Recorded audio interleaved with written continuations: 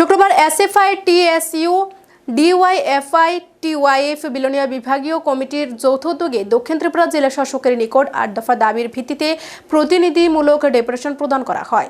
বাম ছাত্র যুব সংগঠনের এদিনের ডেপুটেশনে বিশেষ করে বিদ্যাজ্যোতি প্রকল্পভুক্ত স্কুলগুলি বেহাল অবস্থার কথা উল্লেখ করে প্রতিটি স্কুলে প্রয়োজনীয় শিক্ষক নিয়োগ করা, স্কুলের পরিকাঠামোগত উন্নয়ন করা, গোটা বিলোনিয়া মহকুমা অবৈধ নেশা ও জুয়ার কবলে পড়ে স্কুল, কলেজ, পড়ুয়া, ছাত্রছাত্রী, যুব সহ সমাজের বিভিন্ন অংশের বিভিন্ন পেশার মানুষ আসক্ত হয়ে পড়েছে। ধ্বংসের পথে নব প্রজন্ম। অতি দ্রুত নেশার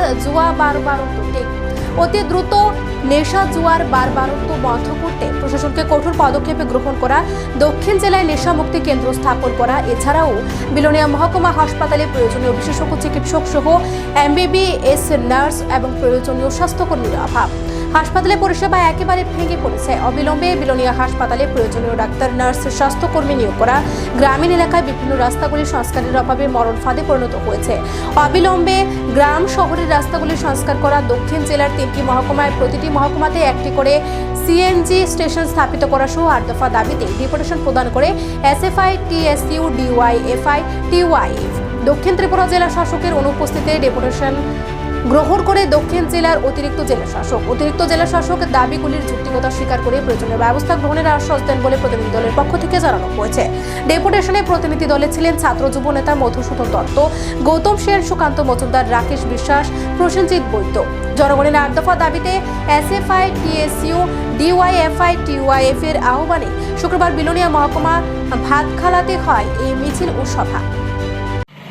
আমরা 4টি বামপন্থী ছাত্র যুব সংগঠন, বিশেষ করে এসএফআই টিএসইউ ডিওয়াইএফআই টিওএফ, আজকে আমরা দক্ষিণ জেলা শাসকের নিকট এক ডেপুটেশনে মিলিত হই।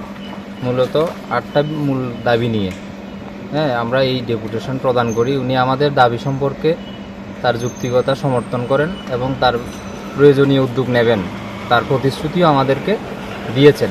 মূলত যে দাবিগুলি আমরা রেখেছিলাম, 1 নম্বরে এই সময়ে আমরা রাখলাম বিদ্যাজ্যোতি স্কুলের যে ইনফ্রাস্ট্রাকচার, তার ডেভেলপমেন্ট, অভিজ্ঞ শিক্ষক, বিশেষজ্ঞ শিক্ষক নিয়োগ করা, সেই বিদ্যাজ্যোতি স্কুলগুলির পরিকাঠামো উন্নয়ন করা, ইত্যাদির বিষয়ে।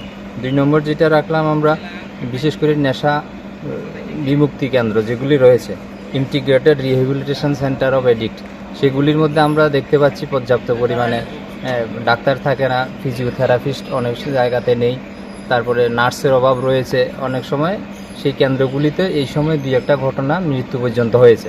প্রশাসনিক সেই জায়গায় উদাসীনতা রয়েছে। অনেক টাকা সেখানে রাখে, কিন্তু টাকার যেইভাবে খরচা করেন তার জন্য তার কোনো নির্দিষ্ট স্টেটমেন্ট সেখানে দেন না।